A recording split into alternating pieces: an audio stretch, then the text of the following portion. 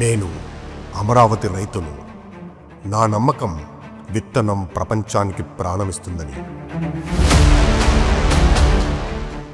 నా నమ్మకం విత్తనం భవిష్యత్తులో మహావృక్షమవుతుందని. నా నమ్మకం నా నిర్ణయం భావితరాలకు భద్రత ఇస్తుందని.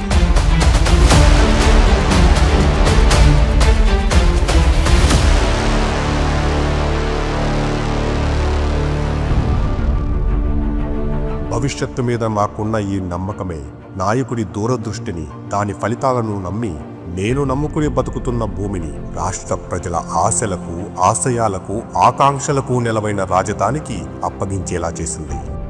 అవును, నాకు స్వార్థం ఉంది. ఆ స్వార్థం మన బిడ్డల భవిష్యత్తే.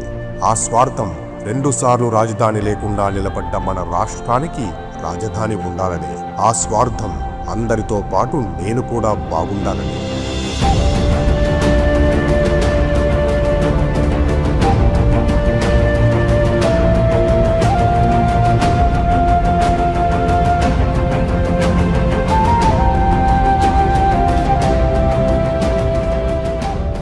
కానీ నా నమ్మకాన్ని వమ్ము చేస్తూ 2019లో వచ్చిన ప్రభుత్వం ఒప్పందాన్ని తుంచివేసింది. మమ్మల్ని ద్రోహుల్ని చేసింది, బ్రోకర్లను చేసింది, బాధను చెప్పుకోకుండా పరదాలను అడ్డుకట్టింది, వాటిని దాటితే కేసు పెట్టింది, అదేమంటే దాడులు చేసింది. మేం కంటి నిండా నిద్రపోయి కడుపు నిండా తిండి తిని 4 సంవత్సరాలు అవుతుందండి. మా బాధ మేమెవరు చెప్పుకోవాలి? మేం దొరకకుడికి వెళ్తుంటే జుట్టు పట్టుకొని మమ్మల్ని కింద పడేసి ఏడ్చి, లంచామండలారా మీరు ఎంత తీసుకొని వచ్చారు? 500 తీసుకున్నారు. నాతో పాటు నిలబడ్డ నా ఆడబిడ్డలు వారి బూతురాతలకు బలైపోయారు. నాతో పాటు నిలబడ్డ నా పిల్లలు వారి మీడియాలో బలిపశువులైనారు. నాతో పాటు పోరాడిన నా తోబుట్టువులు బట్టలు చిరిగి బూటు దెబ్బలు అనుభవించారు. తెగించి తిరగబడ్డాను. అరసవెల్లి నుండి తిరుమల వరకు నా బాధ చెప్పాను. ప్రజల మద్దతు కూడగట్టాను. ఆ మద్దతుతో అప్పటి ప్రభుత్వానికి బుద్ధి చెప్పాను. 2024లో కూటమి ప్రభుత్వం రాకతో చీకట్లు పోయి వెలుగులు వచ్చాయి.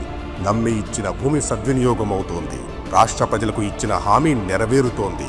ఇప్పటి వరకు రాజధాని లేని మనకు ప్రపంచ స్థాయి నగరం సిద్ధమవుతోంది. ఊర్లు దాటి, జిల్లాలు దాటి, రాష్ట్రాలు దాటి పక్క రాష్ట్రాల్లో ఉపాధి వెతుక్కునే దీన స్థితి నుండి మన భావితరాలు బయటపడబోతున్నాయి.